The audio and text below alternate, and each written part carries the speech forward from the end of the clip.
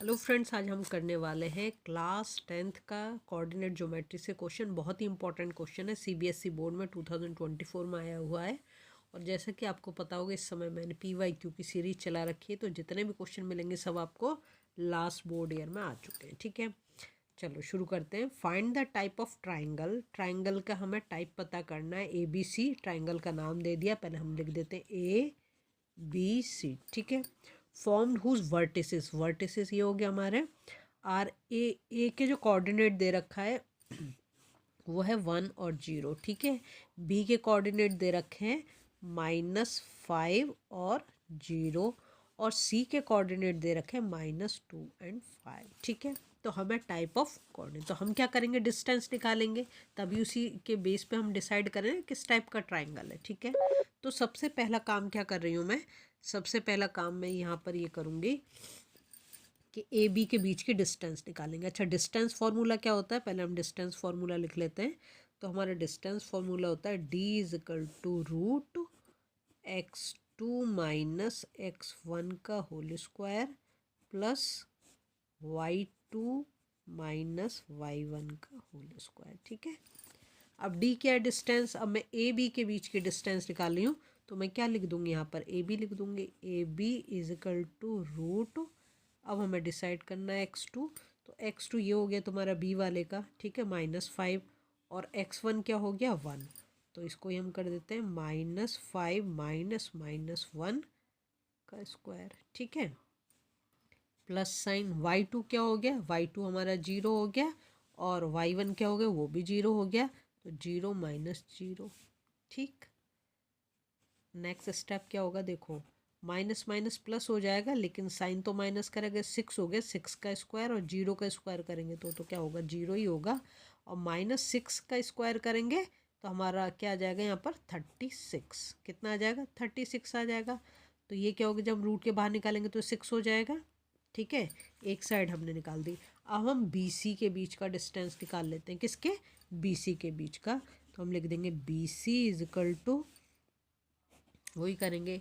अब हम या तो इसको मान लो या इसको मान लो, तो मैं अब इसको x2 y2 मान रही हूँ, इसको x1 y1 मान रही हूँ। ठीक है, तो फिर हमारा x2 क्या हो गया -2, और x1 हो गया हमारा -5। तो क्या लिखूँगी, -2 माइनस -5। ठीक है, का स्क्वायर। इसको चाहो तो आप ऐसे कर लो तो समझने में आसानी रह जाएगी। ठीक है, फिर प्लस साइन, और फिर हमारा y2 क्या है 5, और यहाँ पर क्या है 0, तो 5 माइनस 0 का स्क्वायर। क्या हो गया हमारा ये, देखो ये हो जाएगा हमारा -2 और माइनस माइनस प्लस 5 का स्क्वायर, प्लस 5 का स्क्वायर करेंगे, यहाँ पर 5 से 0 होगा तो वही होगा। ठीक है, अब 5 से 2 को माइनस कर देंगे, क्या हो जाएगा 3 का स्क्वायर प्लस 5 का स्क्वायर। 3 का स्क्वायर कितना होगा 9, और 5 का स्क्वायर कितना होगा 25। 25 और 9 कितना हो गया 34 आ जाएगा ना ये।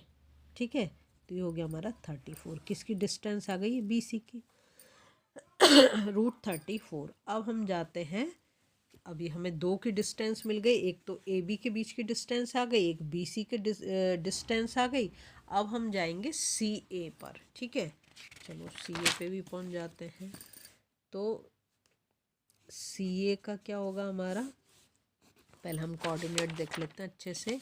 CA में होगा -2 -1, है ना, -2 -1 का स्क्वायर लिख देते हैं, -2 -1 का स्क्वायर। ठीक है, प्लस फिर दूसरा वाला क्या है हमारा 5 माइनस 0। ठीक है, 5 माइनस 0 का स्क्वायर। तो यहाँ पे हमारा ये क्या हो जाएगा, देखो -2 और -1 तो -3 का स्क्वायर हो जाएगा, और ये 5 का स्क्वायर हो जाएगा। ठीक है, तो जब हम -3 का स्क्वायर करेंगे, 3 3 जा 9 हो जाएगा, और 5 5 जा 25 हो जाएगा, और यहाँ पे कितना हो गया √34।